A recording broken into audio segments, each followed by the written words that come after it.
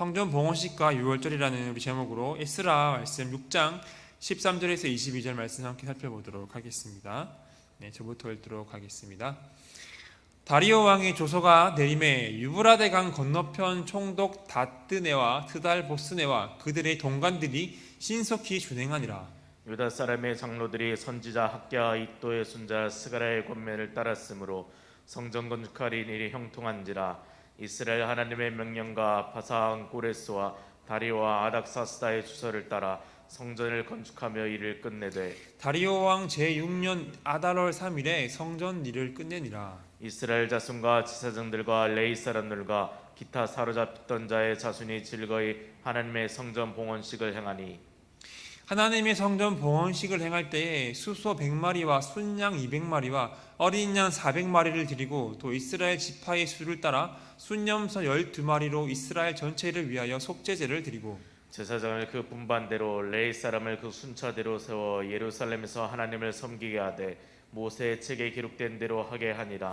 사로잡혔던 자의 자손이 첫째 달 14일에 유월절을 지키되 제사장들과 레위 사람들이 일제히 몸을 정결하게 하여 다 정결하며 사로잡혔던 자들의 모든 자손과 자기 형제 제사장들과 자기를 위하여 유월절 양을 잡으니 사로잡혔다가 돌아온 이스라엘 자손과 자기 땅에 사는 이방 사람이 돌아온 곳으로부터 스스로를 구별한 모든 이스라엘 사람들에게 속하여 이스라엘이 하나님 여호와를 찾는 자들이 다 먹고 함께 읽겠습니다. 즐거움으로 이레 동안 무교절을 지켰으니 이는 여호와께서 그들을 즐겁게 하시고 또 아수르 왕의 마음을 그들에게로 돌려 이스라엘 하나님이신 하나님의 성전 건축하는 손을 힘있게 하도록 하셨음이었더라. 아멘.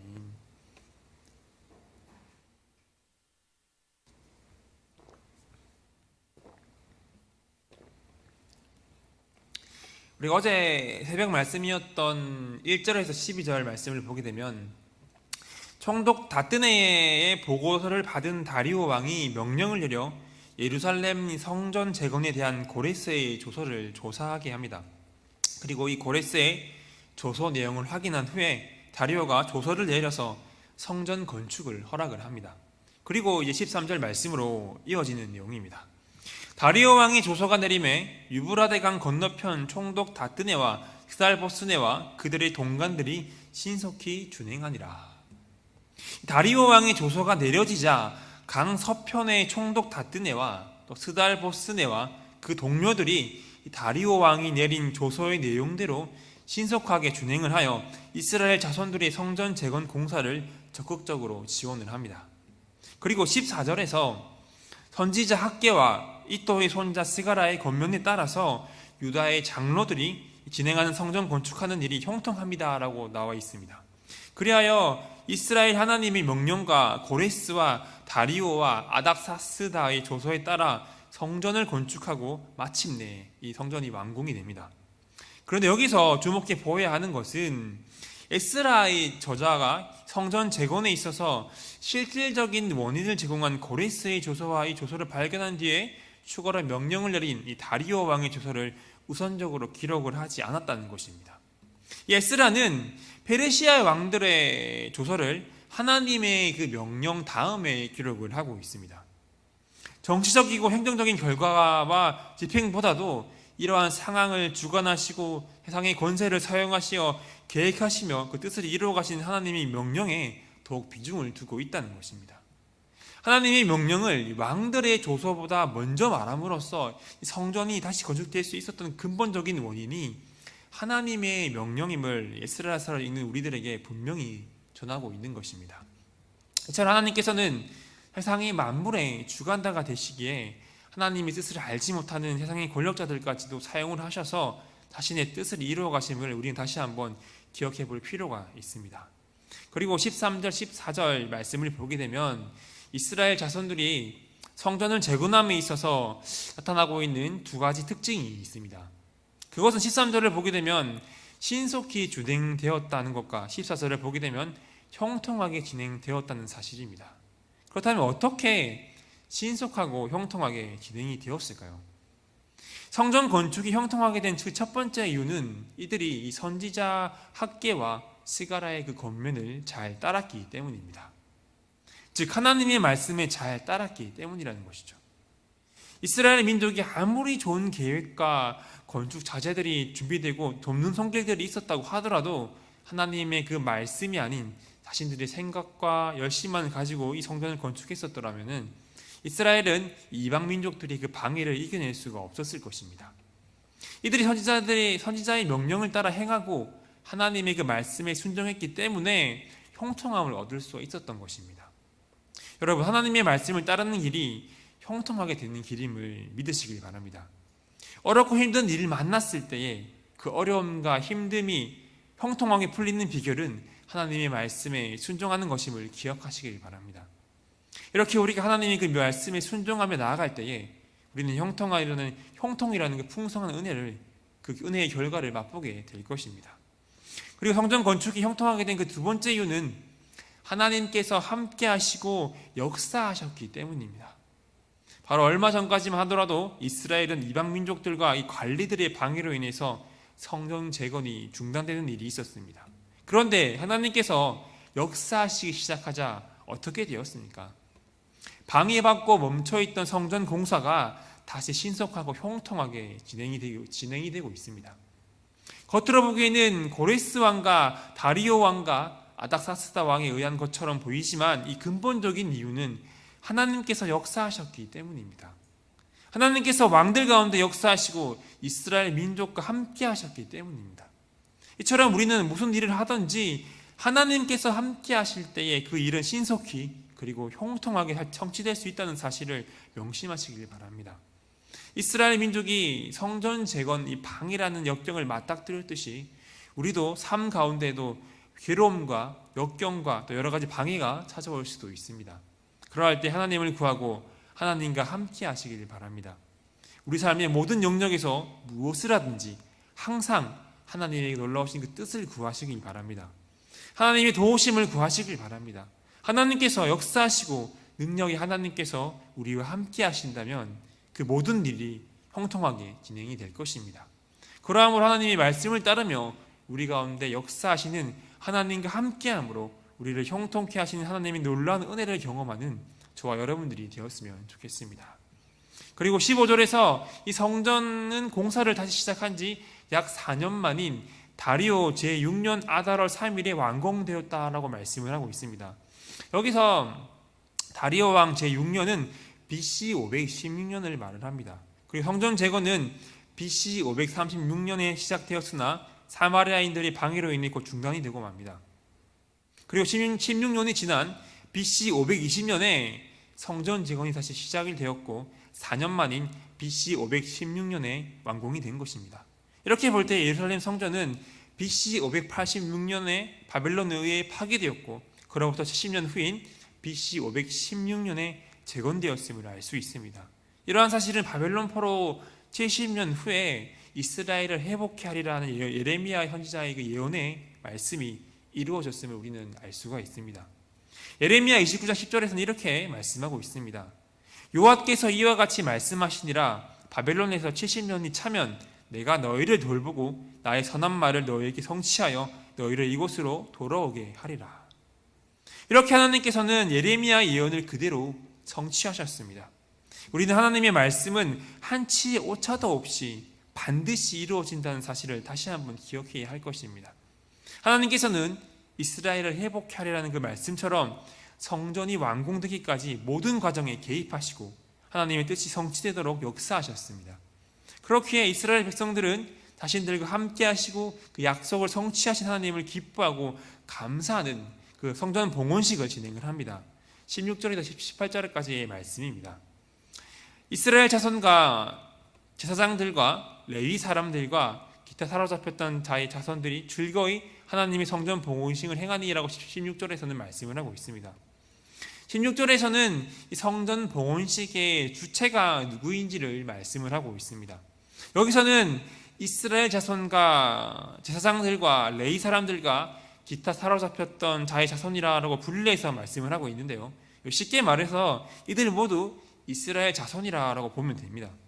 이스라엘 자손이 즐겁게 하나님의 성전 봉헌식을 행했다는 것입니다. 율법에 따르면 새로운 건물이 완공되면 일반적인 주택이라 하더라도 하나님께 바치는 제사인 낙성식을 드려야 했습니다. 그렇다면 자신들이 하나님의 백성임을 보여주는 상징인 이 성전을 완공하였더라면 그것에 대한 낙성식, 즉 이 봉헌식을 행하는 것은 당연한 것이 아니겠습니까? 이스라엘 자손들은 이 성전 봉헌식을 통해서 성전 재건 과정과에 함께 하셨던 하나님께 감사하며 또 하나님에 대한 순종을 표현했던 것입니다. 그리고 17절에서 성전 봉헌식을 할 때에 드렸던 제물이 무엇인지를 구체적으로 밝히고 있습니다. 이들은 수소 100마리와 순양 200마리와 어린 양 400마리와 순염소 12마리를 하나님께 드렸습니다. 여기서 수소와 순양은 번제와 화목제의 제물이었으며 순염소는 속죄제의 제물을 말하고 있습니다. 이렇게 이스라엘 자손들은 성전 봉헌식에서 이스라엘 전체 지파의 숫자에 따라서 12마리의 순염소로 속죄제를 드렸습니다. 이것은 바벨론 포로 생활에서 돌아온 유다 지파와 베냐민 지파와 레위 지파뿐만이 아니라 이스라엘 모든 12지파가 하나님의 언약 백성으로서 회복되었다는 것을 말해주고 있습니다. 이렇게 이스라엘 자손들은 성전 봉헌식을 하면서 과거에 하나님의 말씀에 순종하지 않고 죄를 범했던 그 모든 죄를 용서받기 위해서 모세의 율법책에 기록된 대로 속죄제를 드렸습니다. 이스라엘 자손들은 솔로몬이 성전을 건축한 후에 행했던 봉헌식과 동일한 봉헌식을 진행을 했지만 드린 제물의 양은 솔로몬이 성전을 지을 때보다 훨씬 작았습니다. 하지만 그 중심은 결코 그렇지 않았습니다. 이들은 진심을 다해 하나님께 그 봉헌식을 올려드렸던 것입니다.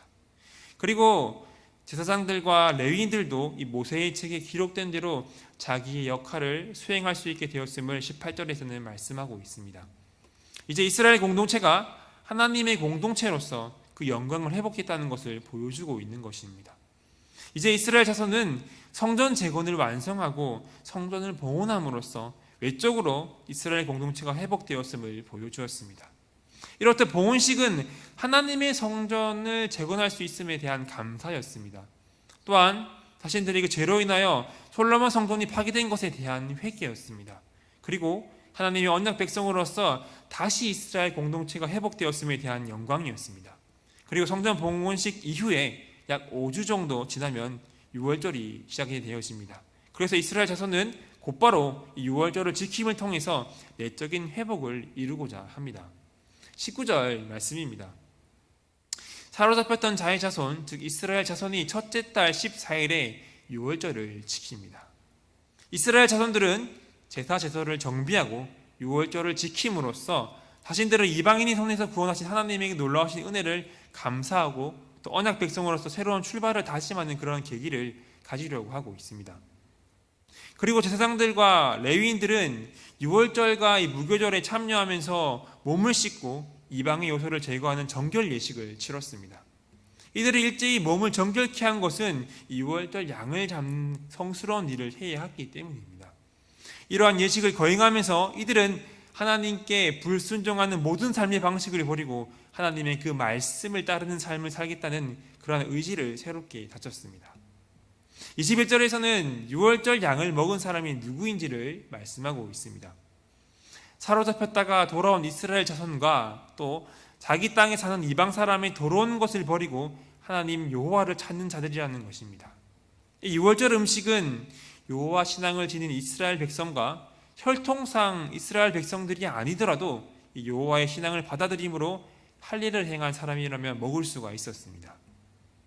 유월절 음식을 먹고자 하는 자에게 요구되는 조건은 그들이 쫓아 살던 이방인의 그 죄악된 관습을 버리는 것이었습니다.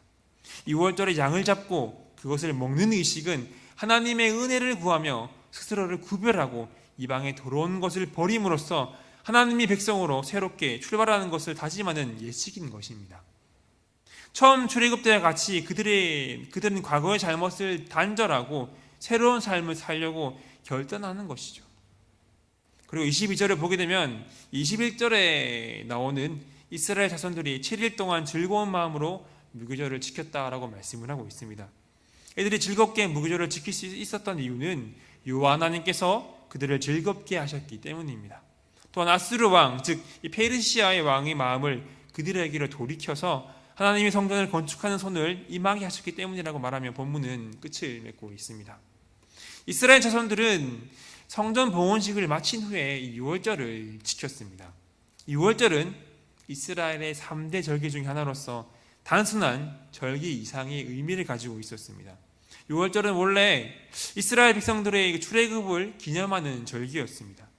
오랫동안 포로 생활을 했던 이스라엘 백성이 예루살렘으로 다시 돌아와서 하나님의 성전을 건축하게 된 것도 이스라엘 백성에게는 하나님의 구원하심을 다시 한번 경험하게 되는 귀한 시간이었습니다. 그래서 예루살렘으로 돌아와서 성전을 건축한 후에 첫 유월절을 지키는 것은 상당히 의미 있는 사건이었습니다. 그러나 유월절은 단지 출애굽을 기념하는 것에 그치지 않고 이스라엘의 그 역사의 과거를 단절하고 새로운 시대를 여는 상징적인 의미를 가지고 있었습니다. 그래서 본문에서도 성전 봉헌식과 함께 이스라엘 자손들이 유월절을 지켰음을 말하고 있습니다. 이스라엘 자손들이 과거의 잘못된 역사와 단절하고 하나님 안에서 새로운 삶을 살기로 결단했음을 말하고 있는 것입니다. 이스라엘 자손들은 바벨론에서의 포로 생활 70년을 되돌아보면서 자신들의 그 죄와 악행을 철저히 단절하지 않는다면 새롭고 거룩한 역사는 시작될 수 없다는 것을 깊이 깨달았을 것입니다. 이스라엘 자손들이 그토록 짓고자 했던 성전은 하나님께서 자신의 그 백성 가운데 임재하심을 나타내는 성전 상징적인 처소였습니다. 또한 이스라엘 자손들의 신앙의 중심이 되는 곳이었습니다.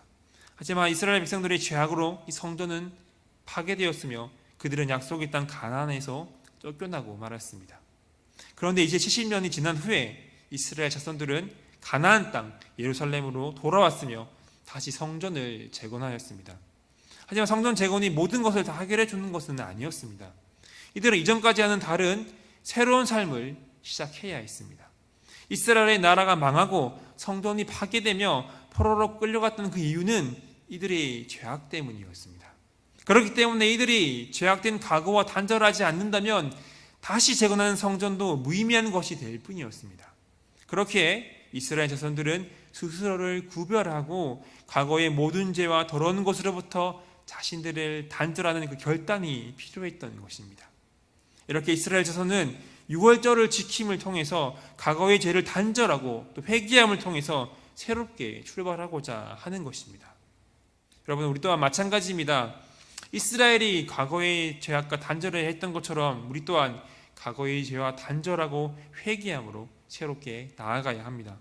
새로운 출발은 영적인 회복을 뜻하며 다시금 하나님과의 바른 관계를 맺는 것을 말합니다. 우리는 예수 그리스도로 말미암아 구원을 받아 하나님의 백성, 하나님의 자녀가 된 사람들입니다. 그렇게 새로운 출발을 하고자 하는 사람은 자신의 그 몸을 정결케 해야 합니다. 그렇기 때문에 우리는 주님의 보혈을 힘입어 내 삶의 더러운 죄악을 씻고 정결한 몸과 마음으로 하나님께 나아가야 합니다. 그래야 우리는 새롭고 거룩한 역사를 시작할 수가 있는 것입니다. 우리가 과거의 죄악된 삶을 단절하지 않는다면 우리도 이스라엘이 광야에서 또 바벨론의 포로에서 연단되었던 것처럼 하나님의 연단을 받게 될 수도 있을 것입니다. 여러분, 하나님께서 우리의 죄로 인하여 연단하시기 전에 속히 죄악된 과거로부터 돌아서시길 바랍니다. 그리스도의 보혈을 의지하여 하나님 앞에 나아가 회개함으로 다시 새롭게 하나님께 나아가시길 바랍니다. 이렇게 죄악과 단절하고 회개함으로 그 매일매일의 삶이 새롭게 하나님께 나아가는 그러한 거룩한 삶을 살아가는 저와 여러분들이 되었으면 좋겠습니다. 오늘의 이 말씀은 포로에서 귀환한 이스라엘 자손의 성전 재건이 완료되었으며 성전 봉헌식과 유월절을 지키는 말씀입니다. 오늘 이 말씀이 우리에게 정하는 것은 무엇입니까? 먼저는 하나님의 말씀에 따르는 것이 형통이고 하나님과 함께 하심이 형통이라는 것입니다. 이스라엘 백성이 하나님의 말씀을 따르고 하나님께서 함께 하실 때에 성전 건축이 신속하고 형통하게 진행되었음을 우리는 우리에게 보여주고 있습니다. 여러분, 하나님의 말씀을 따르는 길이 형통의 길임을 명심하시길 바랍니다. 하나님께서 우리의 함께 하심이 참된 형통임을 믿으시길 바랍니다. 그리고 성전 봉헌식을 통해서 이스라엘 자손은 하나님께서 자신들을 인도해 주셔서 다시 성전 재건을 할 수 있음에 감사를 드렸습니다. 그리고 자신들의 죄악으로 인하여서 하나님과의 언약이 파괴되고 성전이 파괴된 것에 대해서 회개했습니다. 그리고 다시 이스라엘의 언약 공동체로의 회복에 대한 영광을 고백했습니다. 여러분, 우리 또한 하나님께서 죄인인 우리를 다시 불러주시고 인도해 주심에 감사하시길 바랍니다. 또한 우리의 죄악으로 인한 불신앙을 회개하시기를 바랍니다. 그리고 지금까지 우리를 인도해 주심에 하나님이 자녀 삼아 주심에 영광을 올려드리시길 바랍니다. 마지막으로 이스라엘 자손은 유월절을 지킴을 통해서 과거의 죄를 단절하고 회개하며 새롭게 출발하고자 하였습니다. 여러분, 우리는 예수 그리스도의 보혈의 은혜로 말미암아 구원받은 하나님의 백성이며 자녀입니다. 그렇게 주님이 보혈을 힘입어 우리의 죄악을 씻고 정결한 마음으로 하나님께 나아가시길 바랍니다. 회개함으로 하나님과의 관계가 회복되어지며 새롭게 하나님께 나아가는 여러분들이 되시기를 바랍니다. 이렇게 하나님과 함께함으로 우리가 형통하며 구원받은 백성으로서 죄로부터 돌이킴으로 말미암아 매일매일 새롭게 하나님께 나아가는 그러한 거룩한 삶을 살아가는 저와 여러분들이 되시기를 소망합니다. 기도하며 나아가겠습니다. 기도하겠습니다.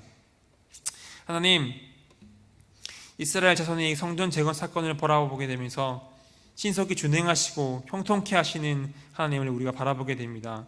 하나님이 말씀에 따르는 길이 형통의 길이며 하나님과 함께하는 것이 참된 형통임을 우리가 믿습니다. 우리의 삶 가운데 고난과 역경과 그 방해물들을 만나더라도 하나님을 구하며 하나님의 말씀에 순종하기를 간절히 소망합니다. 우리가 말씀에 순종함으로 형통함을 누리게 하시고 하나님께서 함께 하심으로 참된 형통을 경험하는 그 놀라운 은혜를 허락하여 주시옵소서.